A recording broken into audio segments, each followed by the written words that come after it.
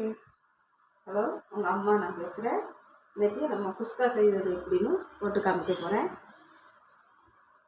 இது வந்து பிரியாணி அரிசி குருணை. நான் எப்போவுமே குருணையில தான் குஸ்கா பிரியாணி செய்வேன். அப்போ தான் நல்ல அழகாக இருக்கும் டேஸ்ட்டாக. இந்த அளவு ஒரு கிளாஸ் 3/4 கிளாஸ் அரிசிக்கு அரிசி போட்டு அரிசி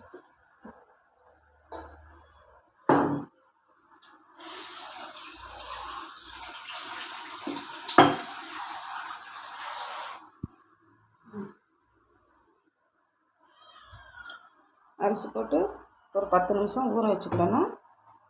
அதுக்கு 4 தக்காளி, 200 தக்காளி இருக்கும். 200 தக்காளி பழம், இஞ்சி பூண்டு பேஸ்ட்டு, ஒரு பெரிய வெங்காயம் வெட்டி வச்சுருக்கேன். பச்சை மிளகாய் எங்கள் வீட்டில் உரப்பு ரொம்ப பிடிக்காது, அதனால் பச்சை மிளகாய் ஒன்று வச்சுருக்கேன். இது புதினா மல்லி வச்சுருக்கேன். உங்களுக்கு வேணும்னா கூட 2 மிளகாய் போட்டுக்கிடலாம். எங்களுக்கு உரப்பு ரொம்ப ஆகாதனால ஒரு மிளகாய் போட்டிருக்கேன். பொடி போடுது, பிரியாணி பொடி போடுறதுனால ஒரு மிளகாய் மட்டும் போட்டிருக்கேன். இது புதினா மல்லி வெட்டி வச்சுருக்கேன்.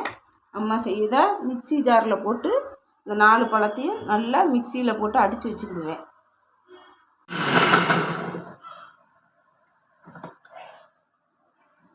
தக்காளியை அரைச்சி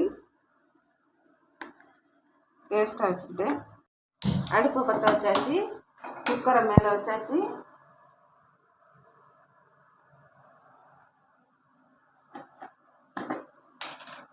அம்மாவே காய்ச்சின நெய் போன வீடியோவில் காமிச்சிருக்கோம்மா. போன வீடியோவில் காமிச்சோம்ல நெய், அதை அம்மா கொஞ்சம் ஊற்றிக்கிடுங்க. ஒரு 3-4 ஸ்பூன் நெய் ஊற்றிக்கிடுங்க.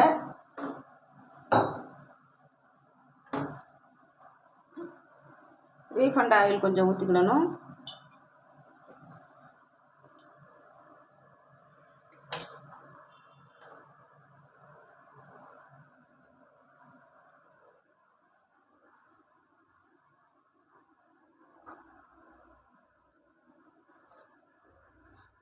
காஞ்சிருச்சு.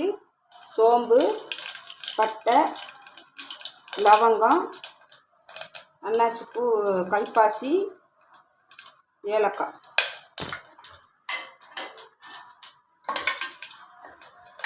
போட்டுக்கிடணும். வெங்காயம், பச்சை மிளகாய் போட்டுக்கிடணும். அடுத்து வீட்டில் அரைச்ச இஞ்சி பூண்டு பேஸ்ட்டு.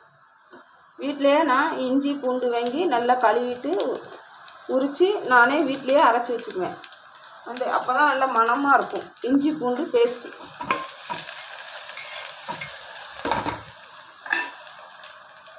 அடுத்து தக்காளி, 200 தக்காளி அரைச்சி வச்சுருக்கேன். அரைச்சி போட்டால் நல்லாயிருக்கும், டேஸ்ட்டாக இருக்கும். நறுக்கி போடுறத விட அரைச்சி போட்டால் நல்லாயிருக்கும். அரைச்சி போட்டு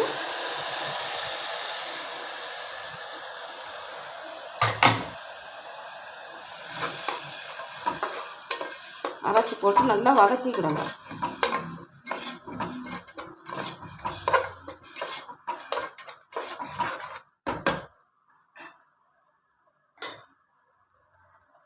அடுத்து புதினா மல்லி நல்லா அலசி வச்சுருக்கேன், அதையும் போட்டுக்கிடுங்க.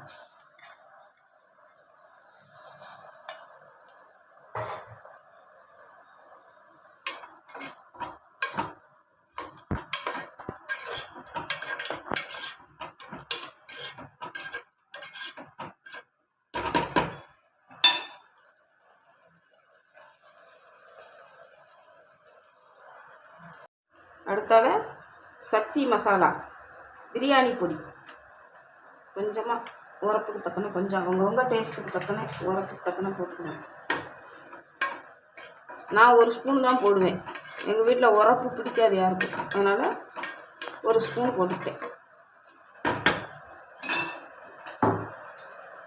போட்டுட்டு அடுத்தால நம்ம கழுவி 10 நிமிஷம் ஊற வச்சுருக்க அரிசியை அதில் சேர்த்துறணும்.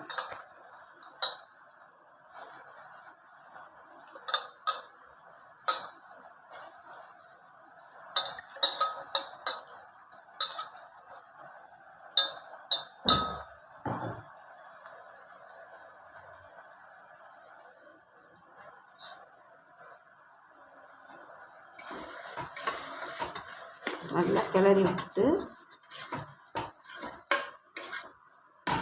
ஒரு கிளாஸ் அரிசிக்கு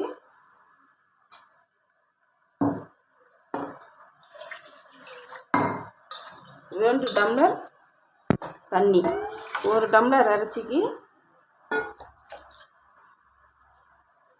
2 டம்ளர் தண்ணி ஊற்றணும்.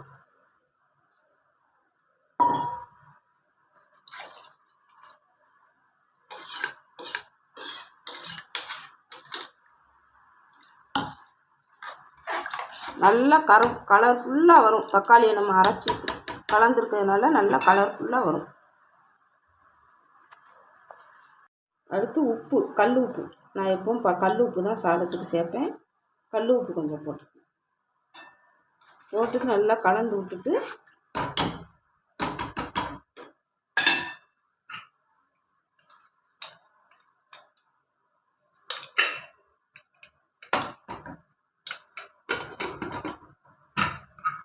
குக்கர் மூடியை போட்டு சாமியை கும்பிட்டு, நான் எப்பவும் சாப்பாடு வைக்கும் போது சாமியை நினச்சி கும்பிடுவேன்.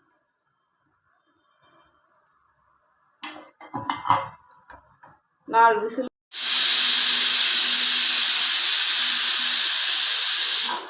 பிரியாணியில் பட்டை, கிராம்பு, சோம்பு எல்லாம் போட்டேன்.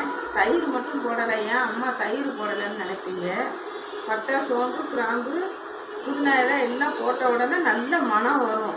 அந்த மணத்தில் நம்ம இந்த தயிரை கொண்டு போய் ஊற்றினோம்னா அந்த மணம் போயிடும். அதனால அம்மாவுக்கு அந்த தயிர் ஊற்றினா பிடிக்காது. அதனால தான் கூட 2 தக்காளியை அடித்து அதில் ஊற்றிட்டோம்னா நல்லா புளிப்பாக நல்லா சூப்பராக இருக்கும். பிரியாணிக்குள்ளே டேஸ்ட்டு வந்துடும். அந்த பட்டை, மணம், கிராம்பு வாடை அப்போ தான் எனக்கு நல்லா தெரியும். நல்ல மணமாக இருக்கும். அதனால தான் நான் தயிர் ஊற்ற மாட்டேன். நீங்கள் அம்மா ஏன் ஊற்றலைன்னு நினைக்காதீங்க. உங்களுக்கு பிடிச்சிருந்தா உங்களுக்கு ஊற்றிக்கிடுங்க. எனக்கு பிடிக்காது, அதனால நான் ஊற்ற.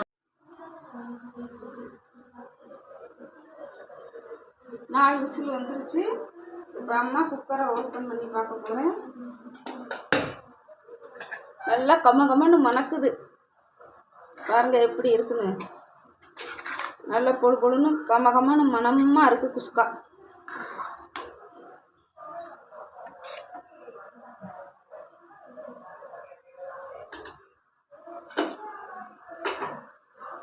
நீங்கள் எல்லோரும் சாப்பிட வாங்க எங்கள் வீட்டுக்கு. வணக்கம்.